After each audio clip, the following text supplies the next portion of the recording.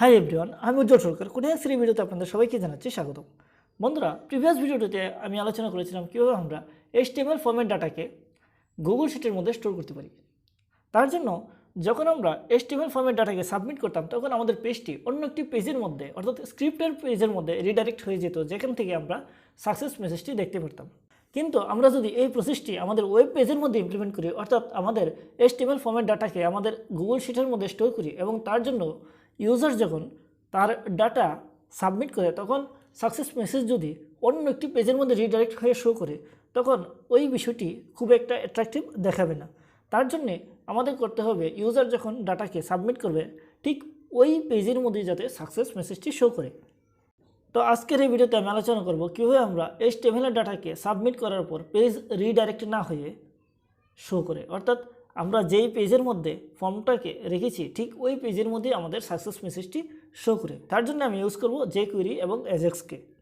তার জন্য data store dot HTML ফাইলটি যেই ফোল্ডারের ভিতর রয়েছে ঠিক ওই ফোল্ডারের ভিতর আমরা একটা jQueryর ফাইলও রেখে দিলাম এবং স্ক্রিপ্ট ট্যাগের মাধ্যমে ডাটা স্টোর ডট HTML ফাইলের সাথে আমাদের jQueryর ফাইলকে ইন্টিগ্রেট করে নিলাম। এখন স্ক্রিপ্ট ট্যাগের ভিতর আমরা jQuery এবং Ajaxের কোড লিখব, যেই কোডগুলোর মাধ্যমে আমাদের এই পেজ থেকে ডাটা গুগল শিটের মধ্যে স্টোর হয়ে যাবে। তো স্ক্রিপ্ট ট্যাগের ভিতর আমরা প্রথম jQuery ফাংশনটি নিব $document.ready ফাংশন, যার ভিতর আমাদের jQueryর বাকি কোডগুলো থাকবে। নর্মালি সাবমিট বটন দ্বারা HTML ফরম্যাট ডাটাকে সাবমিট করা হয়। আমরা এই jQuery ক্ষেত্রেও সাবমিট বটনের ক্লিকের দ্বারা প্রথমে এই HTML ফরম্যাট ডাটাগুলোকে গেট করব এবং তারপর অ্যাজাক্সের মাধ্যমে এই ডাটাগুলোকে গুগল শিটের মধ্যে সাবমিট করব। তার জন্য আমি প্রথমে সাবমিট বটনটিকে তার আইডি দ্বারা টার্গেট করে নিলাম এবং তার মধ্যে একটি ক্লিক ফাংশন দিয়ে দিলাম এবং ফাংশনের রাউন্ড ব্র্যাকেটের ভিতর ইভেন্ট অবজেক্ট হিসেবে নিয়ে নিলাম ই। এখন এই ক্লিক ফাংশনের ভিতর e.preventDefault নামে একটি ফাংশন নিয়ে নিলাম, যাতে করে বটনটির মধ্যে ক্লিক করলে যাতে পেজটি রিলোড না হয়ে যায়, অর্থাৎ ওই পার্টিকুলার বটনটি পার্টিকুলার ফর্ম ট্যাগের জন্য যাতে কাজ না করে। এখন প্রত্যেকটি ইনপুট ট্যাগ থেকে ইউজার দ্বারা দেওয়া ইনপুটের ডাটাকে আমাদের গেট করতে হবে। তার জন্য e.preventDefault ফাংশনের নিচে প্রথমে নেম নামের ইনপুট ট্যাগকে তার আইডি দ্বারা টার্গেট করে val ফাংশন দ্বারা ইনপুটের ডাটাকে গেট করে নিলাম এবং ওই নেমের ইনপুট ডাটাকে নেম নামে ভেরিয়েবলের ভিতর রেখে দিলাম। সেমভাবে ইমেলের ডাটাকেও আমরা গেট করার জন্য ইমেলের ইনপুট ট্যাগটিকে তার আইডি দ্বারা টার্গেট করে নিলাম এবং ভেল ফাংশনের সাহায্যে ডাটাকে গেট করে নিলাম। সেমভাবে অ্যাড্রেসের ডাটাকেও আমরা তার ভেল ফাংশনের দ্বারা গেট করে নেব।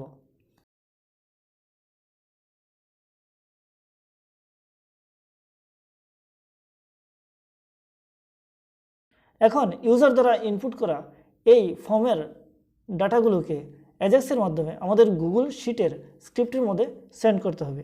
তার জন্য আমি $.ajax নামে একটি ফাংশন নিয়ে নিলাম, যার ভিতর আমরা প্রথমে দেব URL নামে একটি অ্যাট্রিবিউট, যার ভিতর থাকবে আমরা যেই লোকেশনের মধ্যে আমাদের ডাটাকে সেন্ড করতে চাই ওই লোকেশনের URL। তার ঠিক নিচে দেখবে আমরা কোন টাইপের ডাটা সেন্ড করতে চাই, অর্থাৎ টাইপ নামে একটি অ্যাট্রিবিউট, যার ভ্যালু আমি দিয়ে দিলাম পোস্ট, এবং টাইপ অ্যাট্রিবিউটের নিচে থাকবে ডাটা নামে একটি অ্যাট্রিবিউট এবং এই ডাটা অ্যাট্রিবিউটের মধ্যে আমরা ইউজ করব আমরা কোন কোন ভেরিয়েবলগুলোকে URL লোকেশনে সেন্ড করতে চাই। যেমন এখানে আমি নেম, ইমেল এবং অ্যাড্রেসকে সেন্ড করব, তাই আমি এখানে নেম, ইমেল, অ্যাড্রেসকে এই ডাটা অ্যাট্রিবিউটের মধ্যে রেখে দিলাম। এই ডাটা অ্যাট্রিবিউটটির ঠিক নিচে থাকবে একটি সাকসেস নামে অ্যাট্রিবিউট এবং ওই সাকসেস অ্যাট্রিবিউটটি URL লোকেশন থেকে কোনো রিটার্ন স্টেটমেন্টকে গেট করবে এবং এই সাকসেস অ্যাট্রিবিউটের ফাংশনের ভিতর যেই ইভেন্টটি অর্থাৎ যে ভ্যালুটি থাকবে তার ভিতর ওই রিটার্ন স্টেটমেন্টটি স্টোর হবে এবং আমরা এই ফাংশনের ভিতর থেকে এই স্টেটমেন্টটিকে প্রিন্ট করতে পারবো আমাদের ইচ্ছে মতো যে কোনো স্থানের মধ্যে। যেমন আমি এখানে সাকসেস অ্যাট্রিবিউটটির মধ্যে যে ফাংশনটি রয়েছে তার ভিতর আমি console.log নামে একটি ফাংশন নিয়ে নিলাম এবং ওই ডাটাটিকে এখানে প্রিন্ট করালাম। তাহলে আমাদের এই ডাটা অ্যাট্রিবিউটের মাধ্যমে যেই রিটার্ন স্টেটমেন্টটি আসবে তা কনসোলের মধ্যে প্রিন্ট হবে। এখন আমরা ফর্ম ট্যাগের অ্যাকশন অ্যাট্রিবিউটের মধ্যে যেই গুগল শিটের URLটি ছিল সেটিকে কপি করে অ্যাজাক্সের URL অ্যাট্রিবিউটের মধ্যে পেস্ট করে দেব এবং ফর্ম ট্যাগের অ্যাকশন এবং মেথড অ্যাট্রিবিউট দুটি রিমুভ করে দেব। এখন আমি পুনরায় গুগল ব্রাউজারের সাহায্যে আমাদের HTML ফর্মটিকে ওপেন করে নিলাম এবং ওই গুগল ব্রাউজারের একটি পাশে কনসোলকে ওপেন করে নিলাম। এখন যদি আমি রেজিস্ট্রেশন ফর্মটির মধ্যে কোনো ইউজারের ডাটা ইনপুট নিই এবং ওই ইনপুটের ডাটাকে সাবমিট করি, তাহলে দেখতে পারবো যে আমাদের কনসোলের মধ্যে সাকসেস মেসেজ শো হচ্ছে। কারণ আমি গুগল শিটের মধ্যে ডাটা সাবমিট হওয়ার পর অ্যাপ স্ক্রিপ্টের মধ্যে রিটার্ন সাকসেস মেসেজ হিসেবে সাকসেসকে প্রিন্ট করিয়েছিলাম। এখন ফর্মটি সাবমিট হওয়ার পর যেই সাকসেস মেসেজটি শো হয়, ওই সাকসেস মেসেজটি যাতে ফর্মটি যেই পেজের মধ্যে রয়েছে ঠিক ওই পেজের মধ্যেই শো হয়, তার জন্য ফর্ম ট্যাগের ঠিক নিচে একটি সেন্টার নামে ট্যাগ নিয়ে নিলাম। এখন ওই সেন্টার ট্যাগের ভিতর একটি H3 ট্যাগ নিয়ে নিলাম এবং ওই H3 ট্যাগের আইডি অ্যাট্রিবিউট নিয়ে তার ভ্যালু দিয়ে দিলাম মেসেজ এবং ওই H3 ট্যাগের ভিতর একটি স্টাইল অ্যাট্রিবিউট নিয়ে তার কালার দিয়ে দিলাম গ্রিন, যাতে করে এই H3 ট্যাগের ভিতর আমরা যেই মেসেজটি শো করায় সেটি যাতে গ্রিন কালারের হয়। এখন সাকসেস অ্যাট্রিবিউটের ফাংশনের ভিতর H3 ট্যাগটিকে তার আইডি দ্বারা টার্গেট করে .html নামে একটি ফাংশন নিয়ে নিলাম এবং তার ভিতর ভ্যালু দিয়ে দিলাম ডাটা, যাতে করে আমরা যখন ফর্মটিকে সাবমিট করি তখন যে সাকসেস মেসেজটি শো হয় সেটি যাতে এই H3 ট্যাগের ভিতর শো করে। এখন যদি আমরা আমাদের ওয়েব পেজটিকে গুগল ব্রাউজারের সাহায্যে পুনরায় রান করাই এবং রেজিস্ট্রেশন ফর্মের মধ্যে যে ইনপুট ট্যাগগুলো রয়েছে সেগুলোর মধ্যে ডাটা ইনপুট নিয়ে আমাদের রেজিস্ট্রেশন ফর্মটিকে সাবমিট করি, তাহলে দেখতে পারবো যে ইনপুট ট্যাগগুলোর ঠিক নিচে এবং ওয়েব পেজের ঠিক মিডলে একটি সাকসেস মেসেজ শো হচ্ছে।